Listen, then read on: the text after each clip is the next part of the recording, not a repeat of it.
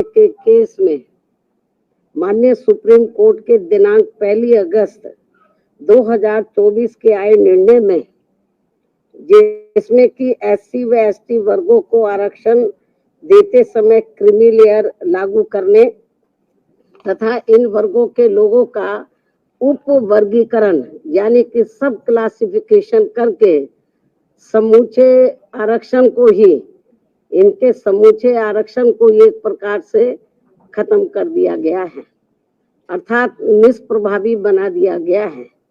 इसके संबंध में अपनी बात रखी थी। इसी विषय पर कल दिनांक 9 अगस्त 2024 को टेलीविजन के चैनलों में यह दर्शाया गया कि बीजेपी के एससी व एसटी के सभी सांसद माननीय प्रधानमंत्री जी से मिले हैं और उन्होंने भी प्रधानमंत्री जी को माननीय सुप्रीम कोर्ट के इस निर्णय से आरक्षण खत्म होने की स्थिति उत्पन्न हो गई है, इससे अवगत कराया, जिस पर माननीय प्रधानमंत्री जी ने उन्हें ये आश्वासन दिया कि एससी व एसटी वर्गों के आरक्षण में क्रीमी लेयर तथा उनका उप वर्गीकरण नहीं होने दिया जाएगा, इस पर गौर किया जाएगा। प्रधानमंत्री जी द्वारा अपने सांसदों को दिए गए इस आश्वासन के बारे में कई न्यूज चैनल पर प्रसारण होने पर फिर मैंने कल ही दिनांक 9 अगस्त 2024 को एक ट्वीट करते हुए कहा कि जो ये आश्वासन दिया गया है, अगर वो पूरा किया जाता है तो इसका हमारी पार्टी स्वागत करेगी। तथा इसी ट्वीट में मैंने ये भी कहा कि परंतु इस आश्वासन को तो तभी पूरा किया जा सकता है जब केंद्र सरकार वर्तमान में चल रहे संसद सत्र में ही एक संविधान संशोधन विधेयक लाकर माननीय सुप्रीम कोर्ट के इस निर्णय को निष्प्रभावी बनाते हुए ये प्रावधान लाती है कि एससी एवं एसटी वर्गों के आरक्षण के लिए इन जातियों को कभी भी उप वर्गीकृत नहीं किया जा सकेगा तथा इन पर क्रीमी लेयर भी लागू नहीं होने दिया जाएगा। और साथ ही मैंने ये भी कहा कि आज इस मामले में विषम स्थिति उत्पन्न ही ना होती अगर केंद्र सरकार ने अपने अटॉर्नी जनरल के माध्यम से माननीय सुप्रीम कोर्ट के समक्ष एससी व एसटी समाज के उप वर्गीकरण एवं क्रीमी लेयर के पक्ष में जोरदारी से अपने कथन न रखे होते। यदि उन्होंने ठीक ढंग से पैरवी की होती तो शायद ये ऐसी नौबत नहीं आती। और अब इसी सत्र में संविधान संशोधन न लाकर अचानक वर्तमान सत्र को ही तय की गई निश्चित तारीख के पूर्व ही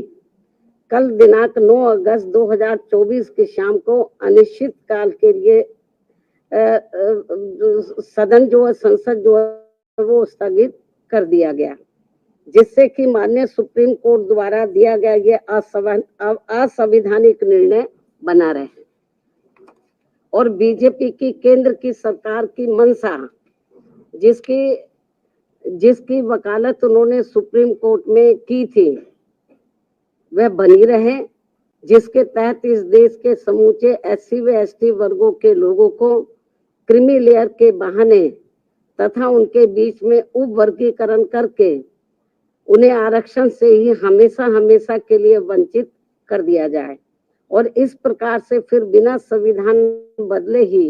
एससी व एसटी वर्गों का आरक्षण हमेशा के लिए खत्म कर दिया जाए। एक और वर्तमान संसद सत्र को निश्चित तिथि से पूर्व ही समाप्त करना और दूसरी तरफ माननीय प्रधानमंत्री जी का ये हवाई आश्वासन देना कि माननीय सुप्रीम कोर्ट के इस निर्णय को नहीं लागू किया जाएगा और फिर इस मामले में कोई भी कदम ना उठाना तथा कोई भी कार्रवाई आदि न करना, ये स्पष्ट रूप से दर्शाता है कि या तो माननीय प्रधानमंत्री जी द्वारा इस तरह का कोई आश्वासन अपने SC/ST वर्गों के सांसदों को दिया हुआ ही सांसदों को दिया ही नहीं गया है, या फिर ऐसा आश्वासन केवल इन वर्गों के लोगों को भ्रमित व गुमराह करने के लिए ही दिया गया है। और इसीलिए अभी तक आधिकारिक तौर से माननीय प्रधानमंत्री जी द्वारा प्रेस के माध्यम से या अपने कुछ सरकारी ट्वीट के माध्यम से इस आश्वासन की कोई पुष्टि नहीं की गई है। केवल आश्वासन दिया जब वो MP लोग मिले हैं, लेकिन अलग से कोई सरकारी तौर पर उन्होंने ना कोई प्रेस के द्वारा इस संबंध में बताया, ना कोई उन्होंने अपना कोई ट्वीट जारी किया सरकारी तौर पे, जैसे वो करते रहते हैं। इन सब कारणों से आज इस देश में SC व ST वर्गों के रह रहे लगभग 40 करोड़ से ज्यादा लोग पूर्व में कांग्रेस की रही सरकार की तरह ही वर्तमान BJP की केंद्र की सरकार के द्वारा भी अपने आप को काफी ठगा सा महसूस कर रहे हैं, जिनको कि यहाँ वर्षों से छुआछूत एवं अनेकों अन्य शोषण व उत्पीड़न आदि सहने पड़े हैं, और जो आज भी सहने पड़ रहे हैं, जिसकी वजह से ये लोग आज भी सामाजिक एवं आर्थिक तौर से पिछड़े हुए हैं, जिन्हें ये आरक्षण दिलाने का कार्य परम पूज्य बाबा साहब डॉक्टर भीमराव अंबेडकर द्वारा कांग्रेस पार्टी के भी विरोध के बावजूद अपने अथक प्रयासों से दिलाया गया है। जबकि केंद्र की सरकारों ने इस आरक्षण को खत्म करने के लिए समय समय पर लगातार अनेकों प्रयत्न किए हैं, जैसे कि सरकारी नौकरियों को खत्म करके कॉन्ट्रैक्ट के माध्यम से कार्य कराना, जिनमें उनके द्वारा नियुक्त कर्मचारियों पर कोई आरक्षण लागू नहीं होता है। सरकारी उपक्रमों अर्थात संस्थानों को निजी हाथों में बेचकर उनमें मिल रही लाखों की संख्या में नौकरियां, जिसमें SC व ST वर्गों को भी आरक्षण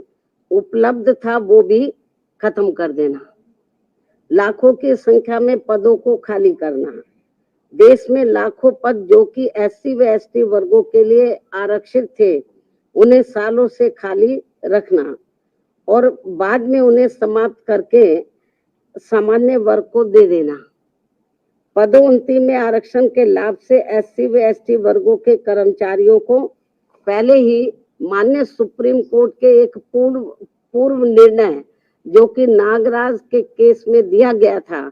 उसके तहत खत्म कर दिया गया था, तथा जिस निर्णय को निष्प्रभावी बनाने के लिए संसद में संवैधानिक संशोधन विधेयक BSP के अथक प्रयासों से राज्यसभा में तो पारित हो गया था, परंतु उसके बाद वह लोकसभा में आज तक भी पास करने के लिए नहीं लाया गया है। और ये वही बिल है जिसको कि समाजवादी पार्टी ने अपने सांसदों के द्वारा कांग्रेस एवं BJP के साथ मिलकर संसद के अंदर ही फाड़ दिया था। और अब इसी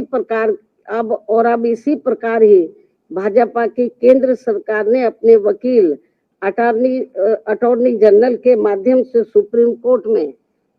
उप वर्गीकरण और क्रीमी लेयर के पक्ष में गलत दलीलें दिलवाई थी, जिसकी वजह से ही नागराज के निर्णय की तरह दविंदर सिंह बनाम पंजाब राज्य के केस में भी माननीय सुप्रीम कोर्ट द्वारा दिनांक 1 अगस्त 2024 को आरक्षण के विरुद्ध निर्णय दिया गया है, जिसका सीधा असर ये होने वाला है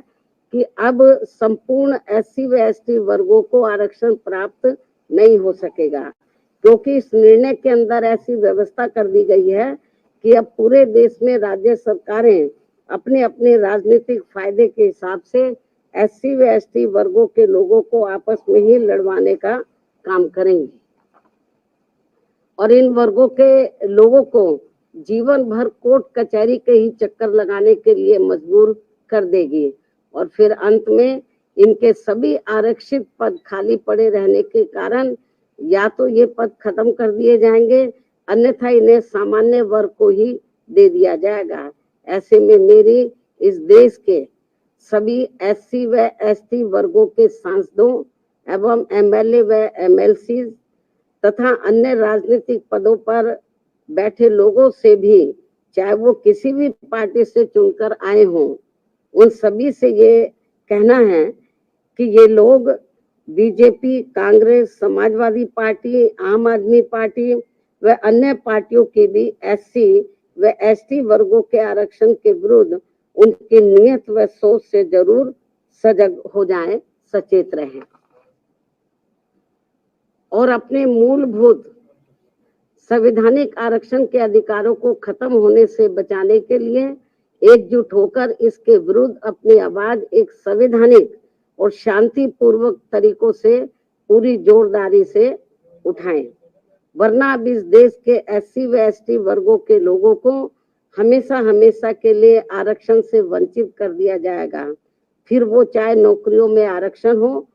या किसी राजनीतिक पद के लिए हो, जैसे कि एमपी व एमएलए आदि के लिए हो। इसके साथ साथ मेरा ये भी कहना है कि अब समय आ गया है जबकि माननीय उच्च न्यायालय एवं उच्चतम न्यायालय आदि की नियुक्तियों में भी एससी व एसटी वर्गों के लिए पद आरक्षित किया जाए, जिससे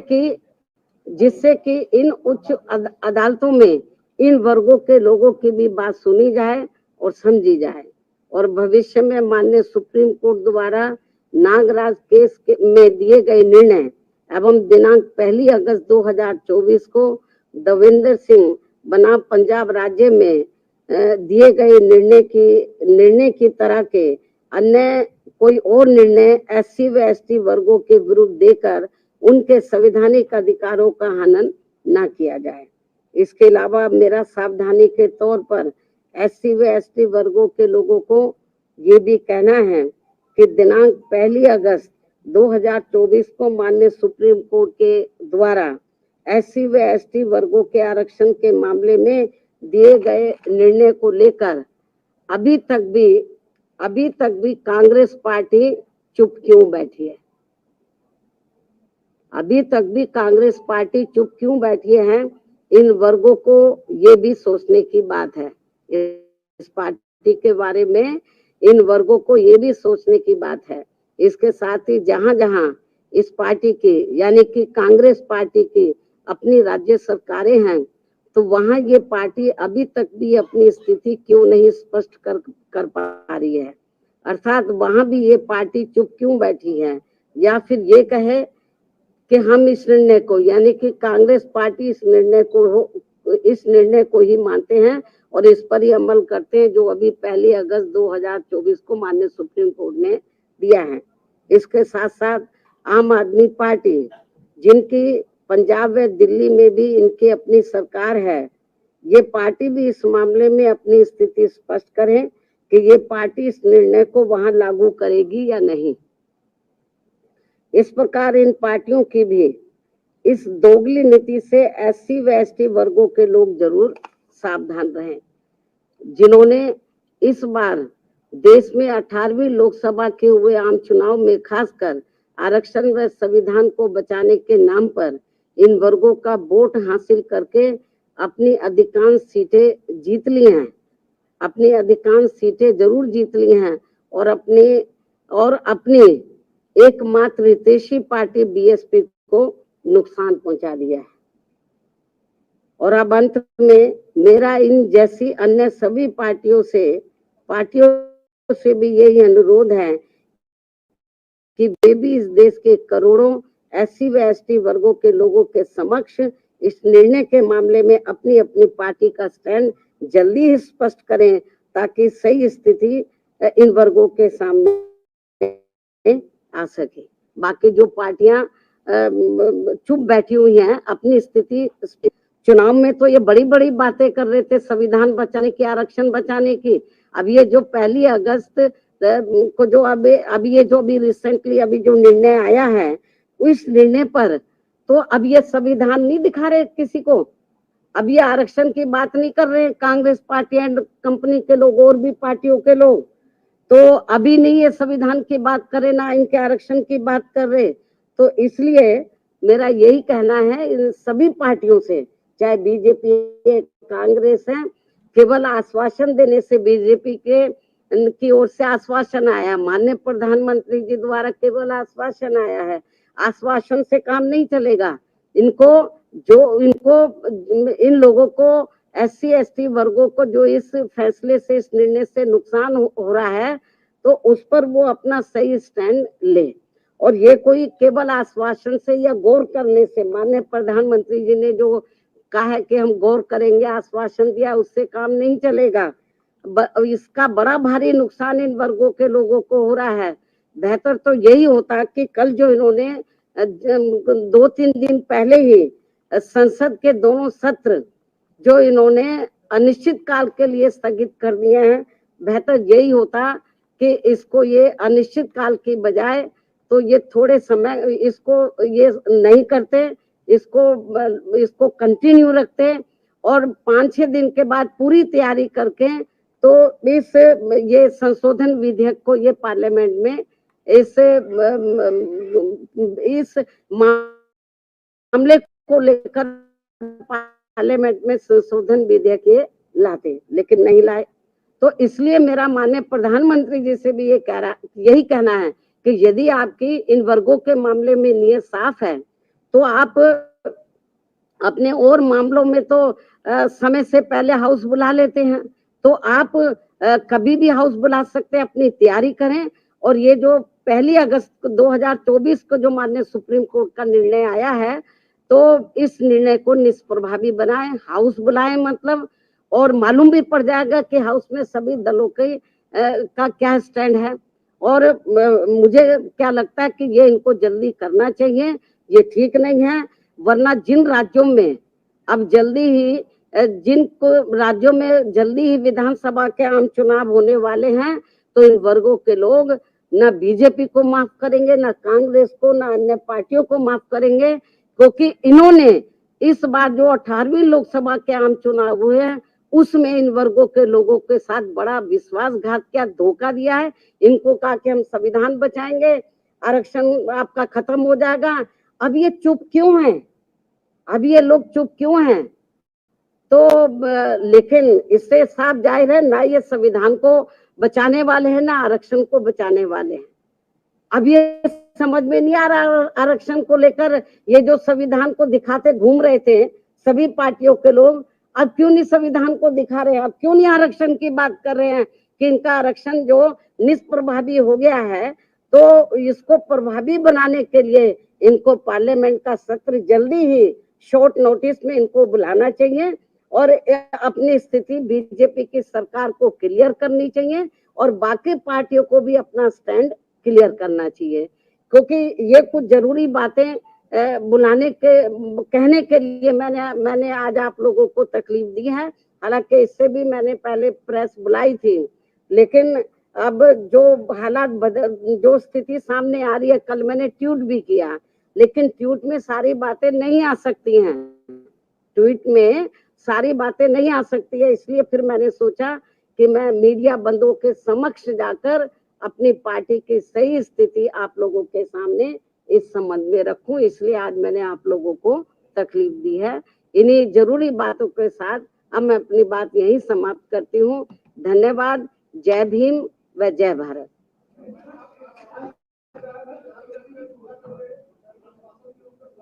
इसका जवाब मैंने दे दिया है।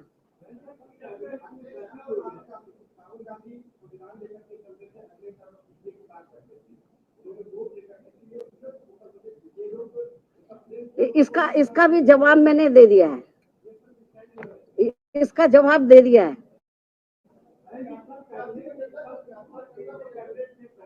जाति जनगणना को लेकर हमने एक बार नहीं अनेकों बार कहा है कि केंद्र की सरकार की ये जिम्मेवारी बनती है। काफी बहुत पहले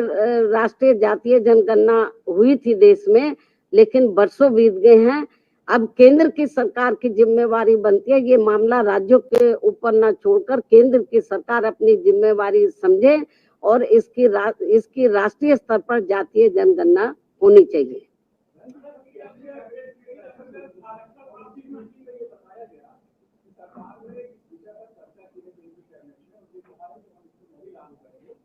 केवल कहने से थोड़ी ना काम चलेगा। जो सुप्रीम कोर्ट ने निर्णय दिया है, जब तक आप लोग पार्लियामेंट का सत्र जल्दी नहीं बुलाएंगे और इसके ऊपर संशोधन को पास नहीं कराएंगे, तो माननीय सुप्रीम कोर्ट का जो निर्णय 1 अगस्त को आया वो इम्प्लीमेंट रहेगा तब तक। तो जब तक तो बहुत नुकसान हो जाएगा इन वर्गों के लोगों को। हाँ,